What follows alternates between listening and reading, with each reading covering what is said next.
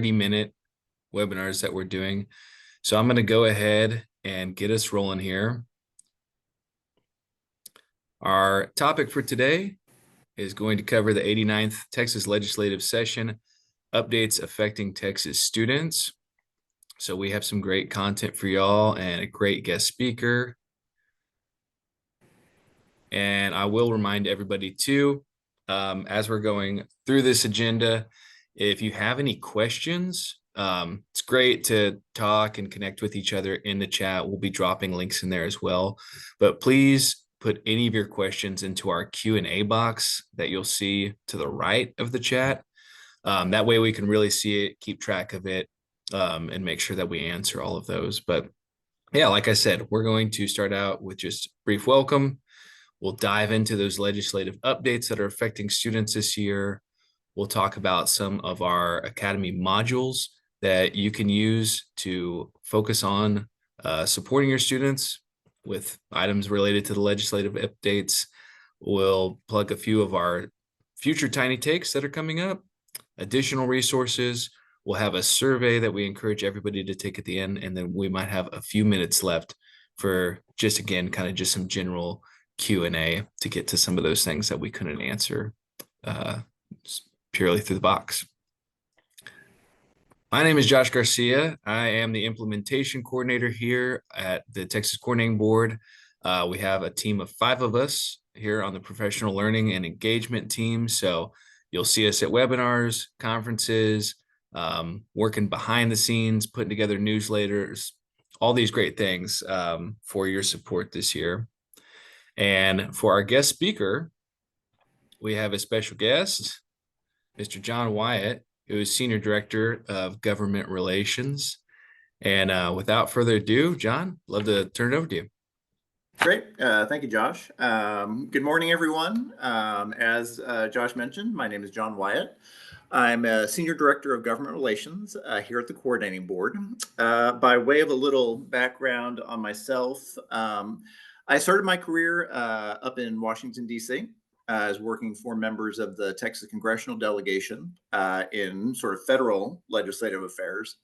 And then for the last 15 years, I have been here at the Higher Education Coordinating Board, doing government relations all that time. Now, I say I've been here for 15 years, but the way I actually measure it is 8 sessions of the Texas legislature. So it's given me a little bit of a background and a view over how things work in terms of the legislature. So in terms of my role at the agency, again, I'm a Senior Director in Government Relations. But really, my job is to execute on our agency's mission. And our agency's mission is to act as a resource, partner, and advocate for Texas higher education. So specifically within my role, that involves working with members of the Texas legislature, working with committees of the legislature, working with other policymakers to ensure that they have the information, the data, and the analysis that they need to be able to make informed decisions when they're considering legislation that's going to impact higher education. Next slide. So also to give you a little background on the legislature, I'm not sure how familiar many of y'all are with the legislature as an institution. So the Texas legislature constitutionally meets in January of every odd numbered year. So every 2 years in January, the legislature meets for what's called their regular session. And that session can last no longer than 5 months. So by the end of May, they have to have all of their work wrapped up and on its way to the governor's desk. There is the possibility of sort of extra sessions. The governor has the ability to call the legislature back into special session anytime that they are adjourned. And he exercised that right a couple of times over the summer. So, but anything that is not finally passed by the legislature before they adjourn is dead and would have to be considered in a subsequent session. So today I'm going to provide some highlights of some conversations and some outcomes that occurred during the most recent session. That's the 89th session of the Texas legislature, particularly in regards to higher education and some of the outcomes that we achieved during that session. Next slide, please.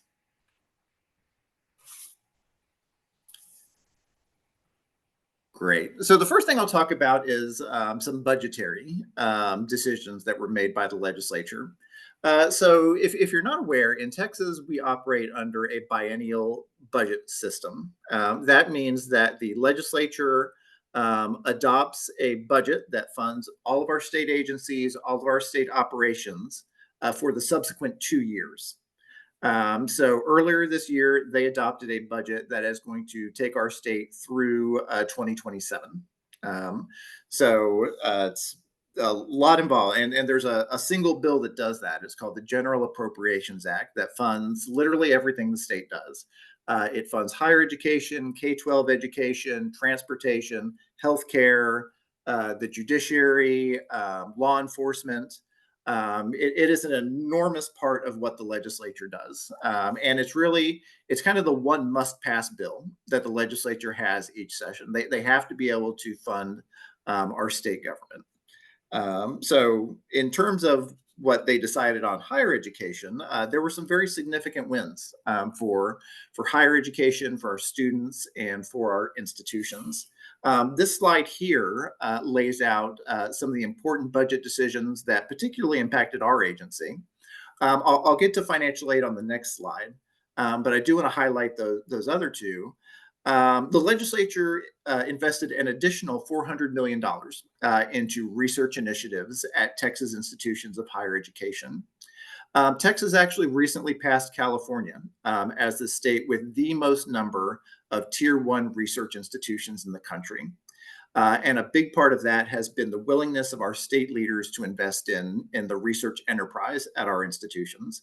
And they continue to make that investment in this last session. The other item, the $15 million for technology modernization, that's funding that's going to the coordinating board to enhance our ability to collect and use data. So at the coordinating board, we have a tremendous amount of data on students in higher education, the patterns of how they enroll, how they proceed through the pipeline, how they graduate. Our focus has been on being able to use that data to create tools and to create opportunities for individuals, for policymakers, for institutions to make better formed decisions so that we can reflect that data back to decision makers at all levels so that they can make decisions that are going to be right for themselves, their families, and their institutions. Next slide, please. So this next slide is talking about student financial aid. So at the coordinating board, we oversee the state's major financial aid programs. And we're very grateful that the legislature chose to invest an additional $320 million into student financial aid this session. That amount represents a 22% increase over what they funded in the previous biennium. That is a historical commitment to Texas students and to our future talent pipeline. That level of funding, it does several things. One of the things it does is assure that we will be able to fund all renewal students in our major grant programs, as well as at least 2/3 of incoming students in those programs. So ensuring that there is the funding there to make sure that these are robust programs serving Texas students. There are some also particular things that the funding did that was designed to increase both the predictability of financial aid and the portability of financial aid. So the legislature included a directive that students who graduate in the top 25% of their high school class will be guaranteed access to state financial aid when they matriculate. The idea here being that we want to make sure that we're telling students, if you work hard, you do well in school, you get in the top 25%, the state is going to be there for you if you have financial need. So that was a very important part of this.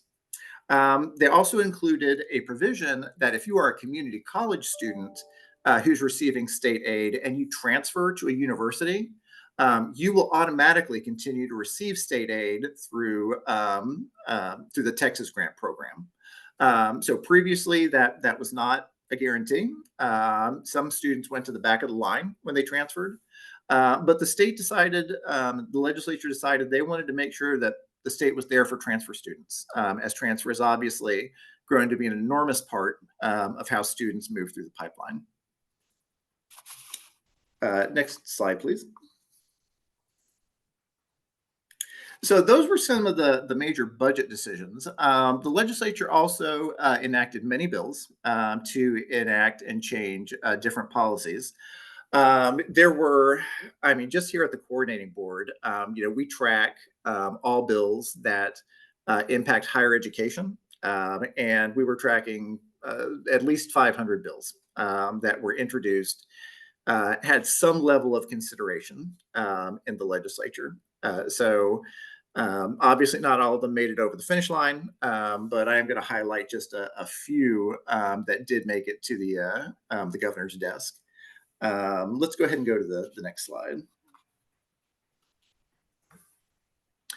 So SB 2314 was a bill by Chairman Creighton. He is, I guess he just left to become Texas Tech's chancellor, the chairman of the Senate Education Committee.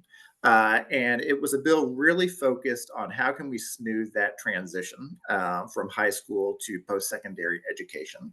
And the bill did several things. It codifies My Texas Future as the state's comprehensive portal for exploring college admissions. As you're probably aware, the agency launched My Texas Future previously, but this legislation actually puts in statute that My Texas Future is going to be our kind of one-stop shop for exploring post-secondary education. It has some provisions that may be relevant to this audience. High school students are required to choose whether to opt into direct admissions. So direct admissions is a sort of a complementary program that we've launched at the coordinating board in terms of allowing students to apply for and automatically know where they are admitted based on their information. So the bill gives high school students the choice to opt into that or not. It does require colleges and universities to prominently link to the My Texas Future site on their admissions websites.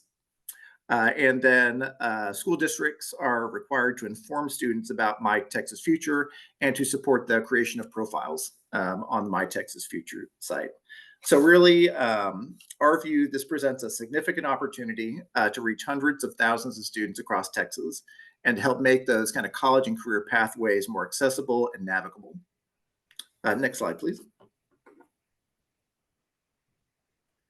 This next item is incredibly timely. SB 2231 by Senator Adam Hinojosa. So this legislation establishes free college application week in Texas. So the second full week in October, i.e. next week, is designated as free college application week. And during that week, any Texas resident can submit an application for undergraduate admission to any public 2-year, 4-year college and cannot be charged any application fee.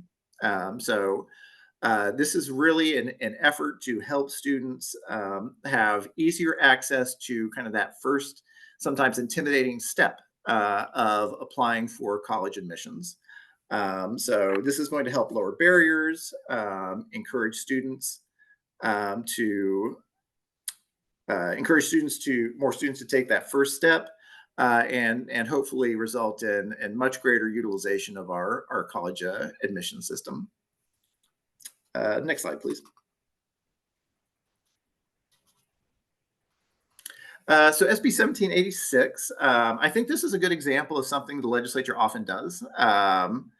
The legislature passed HB 8 in the previous session, which was an overhaul of our community college finance system, so that we no longer base our funding on enrollment, but funding is based on outcomes. And let me reiterate for what I'm seeing in the chat, I did just misspeak. Free college admissions is the week after next. So my apologies for that. But with SB 1786, the legislature is going back. It's been 2 years since HB 8 was implemented, and looking at what are the adjustments we want to make to this system. And so SB 1786 does several things. It opens up the financial aid for swift transfer or FAST program. As you may know, that provides financial aid to dual credit students so that they are able to take dual credit at no cost. So it makes some adjustments in terms of including Wyndham School District students, ensuring that students who are educationally disadvantaged in the current year are able to access it. It defines what a credential of value means and establishes wage thresholds in the formula. And then it also includes private independent institutions. Currently, the transfer credit that you get in the system is only for transfer to a public institution. This would allow students who transfer to those private nonprofits, your Rices, your Baylors, et cetera, to also be included in the formula. So again, just some adjustments to make sure that sea change in how we fund community colleges is in the best shape it can be. Next slide. And then just some other quick items that might be of interest. HB 102 by Chairman Terry Wilson. He's chair of the House Higher Education Committee. It made some adjustments in regards to students who are in the military or who are serving in ROTC or similar programs to ensure that if an institution is offering early registration to other groups, other categories of students, that those military students must also be allowed to take advantage of early registration. SB 2786 is, again, by Chairman Creighton. As I'm sure you're aware, students have to demonstrate college readiness to be able to attend higher education. They do that via the TSI, but the TSI does recognize certain students as exempt from those requirements. So what this does is it simply adds to those TSI exemptions EMTs, firefighters, and peace officers. And then the last bill I'll note is SB 365 by Senator Eckhart. So this is regarding academic fresh start. Current policy is that if you had a long stop out from higher education, you want to go back, and it's been at least 10 years, you have the option to say, I want my grades from that previous experience not taken into consideration. So you had a bad experience, maybe, you can essentially wipe the slate clean, and those grades will not be considered. You will also not get credit for those courses that were taken, but it is optional on the student. Basically, what 365 does is it allows institutions to narrow that window down to potentially 5 years, so that if a student wants to say, I had a 5-year stop out, I want to wipe the slate clean, institutions can adopt a policy that would give them that option as well. Next slide. I think this is just a pop quiz. The free college application week will always start on the second Monday in October.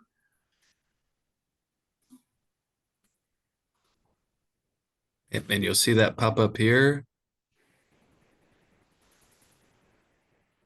I've seen a lot of true so far. Looks like we have about 80% of people voting true.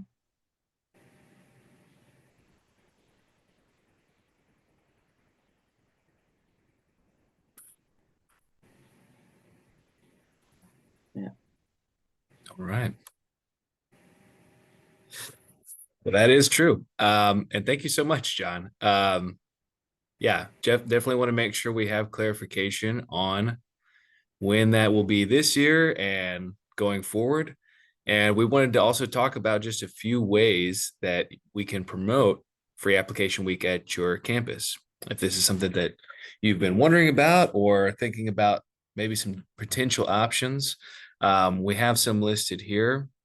So, of course, just getting the word out, social media, your school newsletters, hosting application workshops during lunchtime. Again, this is that week of October 13th through the 19th, working with the people at your campus, senior level teachers, English teachers are usually great candidates for this. Two, if you want to plan some evening events as well, that could be especially helpful. And then, of course, any other partners that you have as far as college partnership programs, local community college advisors, anything, anybody else that you're working with, they might have something that's going on, or they might be ready and willing to jump in and collaborate with you on an event. But of course, make this your own. I know people are working with all kinds of different facilities and, different schedules and things like that. So just making sure that you do capitalize on it, because not having to pay those application fees is incredible for our students. So we want to make sure that they're able to get the most out of that. And as far as our 3 tiny takeaways from today, again, we're plugging that the free college application week starts the second Monday of October. Our institutions of higher education must have a link to My Texas Future included on their website. And Texas Legislature Online, create an account and keep track of bills that you're interested in. I saw a few people ask about this earlier on.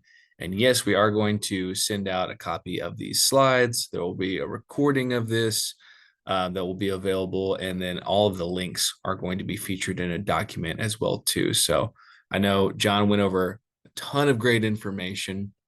And if you want to review any of it or check in on it, we are going to have you set up in a follow-up email and a QR code here in just a little bit.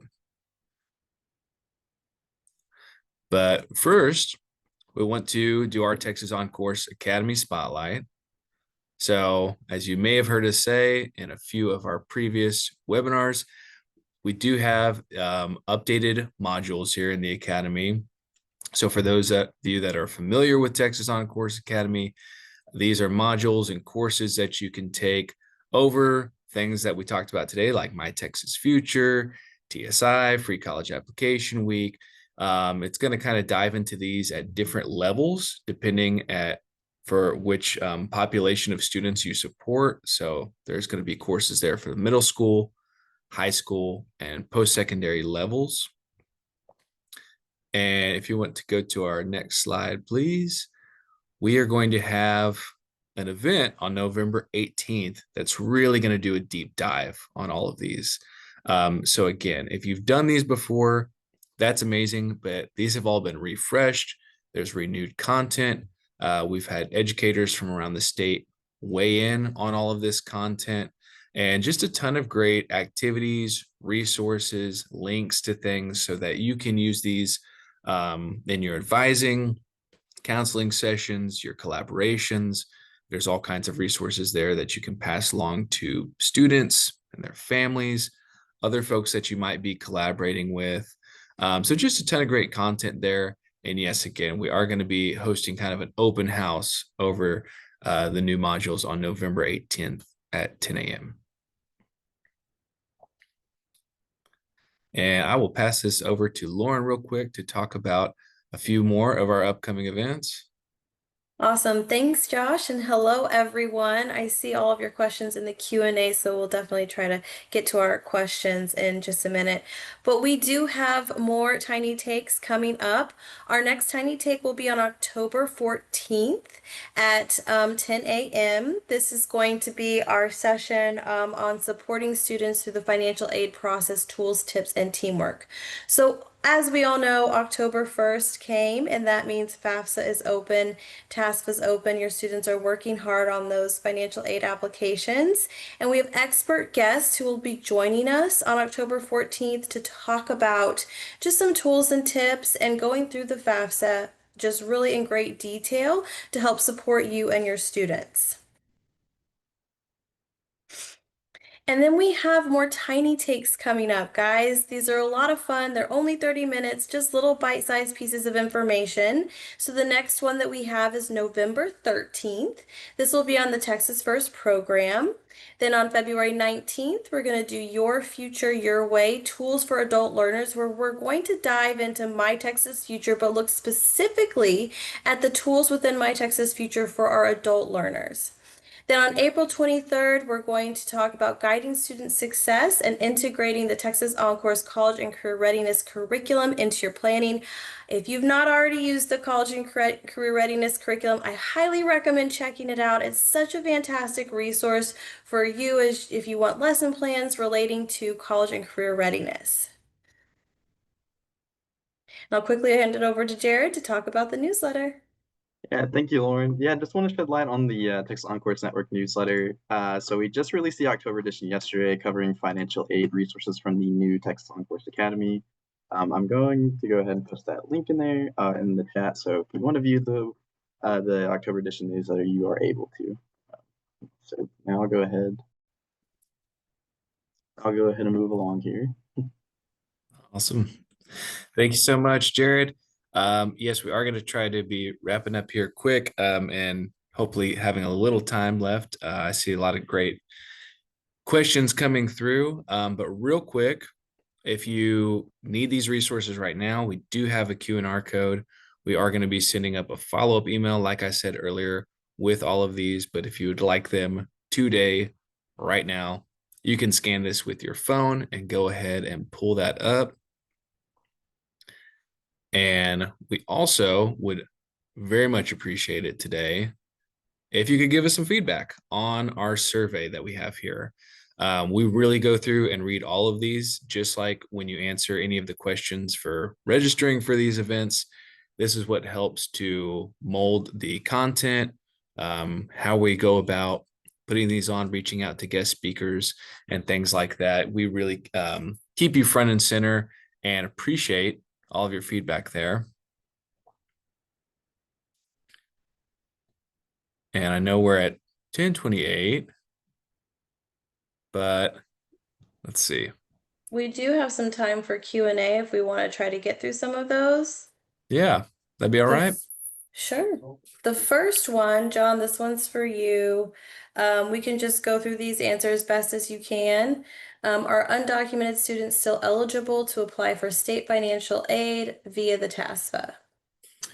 So that's one I'm going to have to defer on. So I, in my role, I work with the legislature on the policies they want to adopt. As you probably aware, the current situation was actually decided by a federal court decision. So even though the Texas legislature, there were bills filed in the session regarding the status of undocumented students, none were ultimately passed, and it was as a result of that federal court decision that we have the current situation. So it's not really something I'm able to answer. Thank you. The next one is, how will our HB 1403, SB 1528 DACA students be included in these post-secondary programs and financial aid? So that's another question I'm not really prepared to answer. Just to kind of talk a little bit about the process. So, in government relations, I work with the legislature on the policies they want to adopt. When the session is over and the legislature has made its decisions, the governor signed the bills. We have programmatic staff here at the agency who actually implement the directives that come out of the legislature. So we have Student Financial Aid Division who promulgate rules to actually then implement those. So they might be able to provide a better answer than I can. Perfect, thank you. And then Amy asked, so now the educationally disadvantaged from the current year are included in FAST? That is my understanding. And again, I believe that, so what we will have to do as an agency, and I apologize, we may have already done it already, is update our rules for that program to make sure that they reflect the requirements of the statute. Perfect. Thank you.